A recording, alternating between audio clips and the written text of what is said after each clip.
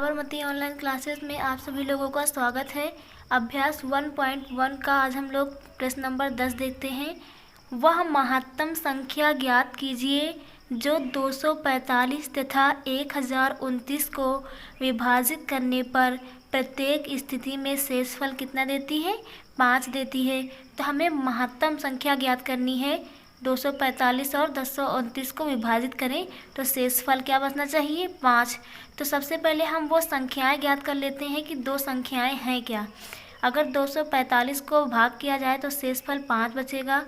1029 को भाग किया जाए उस संख्या से शेषफल कितना बचेगा? 5 बचेगा। तो सबसे पहले हम लोग संख्याएं निकाल लेते हैं।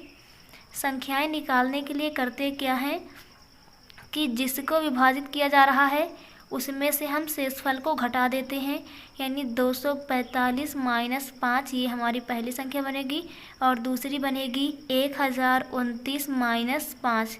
तो यहाँ पर हमारी पहली संख्या आ जाएगी 240 और दूसरी संख्या क्या आ जाएगी? 1024 आ जाएगी।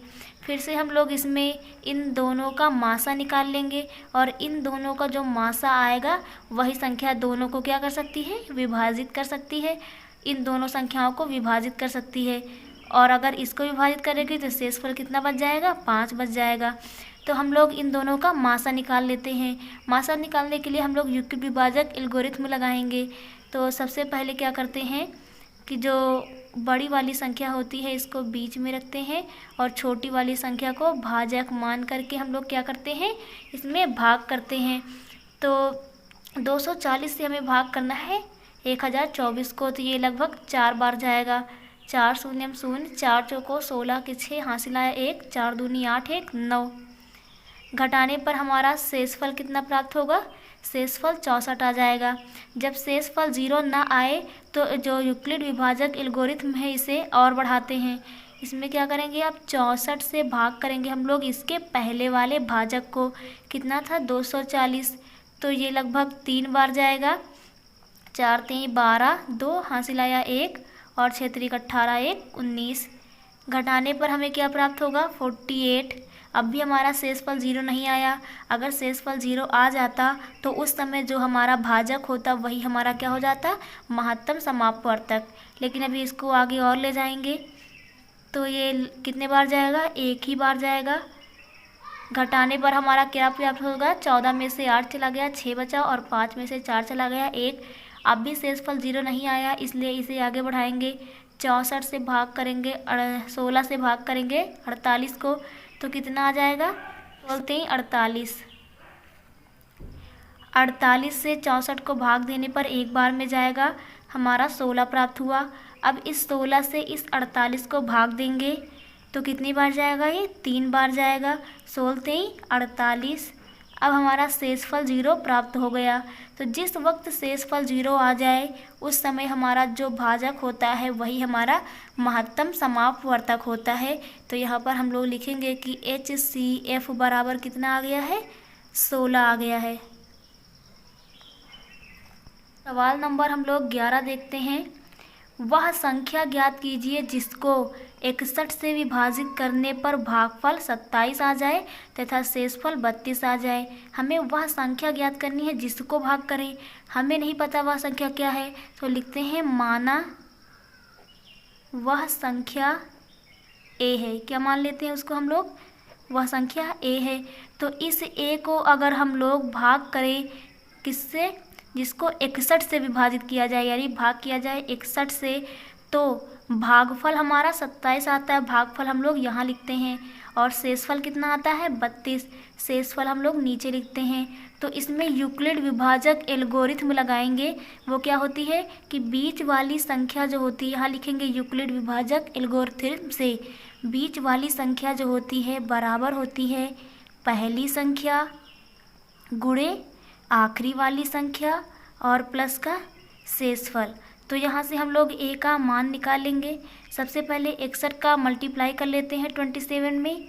तो इन दोनों का मल्टीप्लाई करने पर हमें कितना मिल जाएगा? हमें मिल जाएगा 1647। 1647 इन दोनों का मल्टीप्लाई आया है और इसमें हमें 32 को जोड़ना है। तो हमारा कितना प्राप्त हो जाएगा? ये हो जाएगा 1647। 89। तो ये हमारा ए का मान हो गया। ए ही वही संख्या हमने मानी थी, तो ये हमारा आंसर हो जाएगा। नेक्स्ट हम लोग सवाल नंबर 12 देखते हैं। सवाल नंबर 12 है, संख्या 1365 को किस संख्या से विभाजित किया जाए कि भागफल 31 तथा शेषफल 32 आ जाए। ये सवाल भी बिल्कुल सवाल नंबर 11 के जैसा है। संख्या 1365 को किस संख्या से भाग दिया जाए। अब किस संख्या से भाग देना है वो पूछ रहा है, यानी भाजक क्या होगा। तो लिख देते हैं हम लोग, माना आपकी हम लोग भाजक को ए मान लेंगे। माना भाजक क्या है, भाजक हमारा ए है। तो 1365 को किस संख्या से भाग करें, तो हमने मान लिया ए से भाग करें कि भागफल हमारा, भागफल यहाँ लिखते हैं 31 आ जाए और शेषफल क्या आ जाए हमारा 32 आ जाए। तो इसमें यूक्लिड विभाजक एल्गोरिथम लगाते हैं, पहली संख्या गुणे आखिरी वाली संख्या और प्लस का हमारा शेषफल बराबर होता है किसके, बीच वाली संख्या के। तो यहाँ से हम लोग 31 में गुणा करेंगे ए से, तो 31 हो जाएगा बराबर 13 65 और जो 32 हमारा प्लस में है बराबर के दूसरी तरफ जाने पर माइनस में हो जाएगा। तो यहाँ से हम लोग ए का मान निकाल लेंगे। तो यहाँ से हमें प्राप्त होगा कि ए बराबर आएगा 1333/31 आ जाएगा। और इसका भाग करने पर हमारा कितना प्राप्त होगा, भाग करने पर हमारा 43 आएगा। जी आप लोग रफ में करके देख लीजिएगा, 43 आएगा। तो हमारा आंसर हो जाएगा ए बराबर 43 हो जाएगा। आप लोगों को ये क्लियर हो गया होगा। सवाल नंबर 13 देखते हैं। सवाल नंबर 13 है, यदि 408 तथा 1032 के HCF को इस रूप में लिखा जाए तो m का मान क्या होगा। यानी 408 का और 1032 का हमें पहले HCF निकालना है, महत्तम समापवर्तक निकालना है। फिर उसे हम इस रूप में लिखने का मतलब है इसके बराबर कर दें तो m का मान निकालना है। तो पहले हम इन दोनों का मासा निकालेंगे। मासा में यूक्लिड विभाजक एल्गोरिथम लगा के निकाल रही हूँ। अगर आप लोग चाहें तो गुणनखंड विधि से भी मासा निकाल सकते हैं। और 1032 है। इसमें यूक्लिड विभाजक एल्गोरिथम लगाने के लिए पहले करते क्या है, जो बड़ी संख्या हो उसको भाग के अंदर छोटी वाली संख्या से हम लोग भाग करते हैं। तो ये लगभग हमारा 2 बार में जाएगा और कितना आ जाएगा, ये आ जाएगा 816। घटाने पर हमें क्या प्राप्त होगा, घटाने पर 12 में से 6 गया, 6 बचा, 2 में से 1 गया, 1 बचा और में से 8 चला गया, 2 बचा, 216। अभी हमारा शेषफल 0 नहीं आया है, इसलिए इसमें हम यूक्लिड विभाजक एल्गोरिथम आगे भी लगाएंगे। यदि हमारा शेषफल 0 आ गया होता तो इस समय हमारा जो भाजक होता वही हमारा महत्तम समापवर्तक हो जाता। तो इसे आगे बढ़ाएंगे, इसके पहले वाला भाजक बीच में लिखते हैं। तो 216 से 408 को भाग करना है तो ये 1 बार जाएगा। घटाने पर हमें 8 में से 6 चला गया, 2 बचा और 10 में से 1 चला गया, 9 बचा और यहाँ पर बचेगा 3 में से 2 गया, 1। अब भी शेषफल 0 नहीं आया, इसलिए इसको आगे बढ़ाएंगे और लगभग ये हमारा 1 ही बार में जाएगा।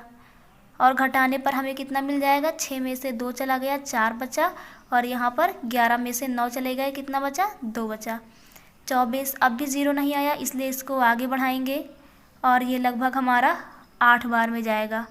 8 चौको 32 के 2 हासिल आया 3 और 8 दूनी 16 और 3 19। अब हमारा शेषफल कितना आ गया है, 0। तो इस समय जब शेषफल 0 आया है तो जो भाजक रहा होगा वही हमारा मासा हो जाएगा। यानी इनका मासा कितना आ गया है, 24 आ गया है। और प्रश्न में कहा गया कि मासा जो है इसके रूप में लिखा गया, यानी 1032 है m - 408 गुणे 5। सबसे पहले करेंगे हम लोग क्या, 5 का इसमें मल्टीप्लाई कर लेंगे और इधर माइनस में है, इधर लाएंगे तो प्लस में हो जाएगा। तो यहाँ से हमें मिलेगा 24 + 408 गुणे 5 बराबर 1032 m है हमारा। फिर इसको हम लोग मल्टीप्लाई करके इसमें जोड़ लेंगे तो हमें प्राप्त होगा ये 24 प्लस इसका मल्टीप्लाई आएगा 20 40 और अपान ये 1032 जो है m के साथ में गुणा में है, 1032 जो है m के साथ गुणा में है, बराबर के दूसरी तरफ जाएगा तो भाग में जाएगा। यहाँ से हम लोग m का मान निकाल लेंगे। तो m का मान यहाँ पर कितना हो जाएगा, ऊपर हमारा हो जाएगा 20 और 64 और नीचे 1032। भाग करने पर अगर 4 से भाग देंगे तो 4 पंचे 20, 4 कन्नम 4 और 4 छंग 24। नीचे आएगा 4 दूनी 8 और 2 बचा, 4 पंचे 20 और 4 अठी 32। फिर m का मान हमारा आया 516/258। ये हमारा 2 बार में जाएगा, तो m बराबर कितना आ गया 2, और यही m का मान हमें निकालना था। तो ये आप लोगों को क्लियर हो गया होगा। नेक्स्ट प्रश्न देखते हैं, सवाल नंबर 14। नंबर 14 है, वह महत्तम संख्या ज्ञात कीजिए जिससे 285 तथा 1249 को भाग देने पर शेषफल क्रमशः 9 और 7 आए। तो इस प्रकार के सवाल में हम लोग करते क्या हैं कि जैसे हमारे पास संख्या 285 थी तब शेषफल कितना आया 9 आया, और जब संख्या 1249 है तब शेषफल 7 आया। तो सबसे पहले हम वो संख्याएं प्राप्त करेंगे। संख्याएं निकालने के लिए करते क्या है, शेषफल को इन दिए हुए संख्या से घटाने पर हमें मूल संख्याएं प्राप्त होती हैं कि किस संख्या को भाग देना है। तो सबसे पहले हम संख्याएं निकालेंगे। तो 285 में से अगर 9 हटा दिया जाए तो पहली संख्या मिलेगी, और 1249 में से ये लास्ट वाला 7 हटा दिया जाए तो हमें दूसरी संख्या मिलेगी।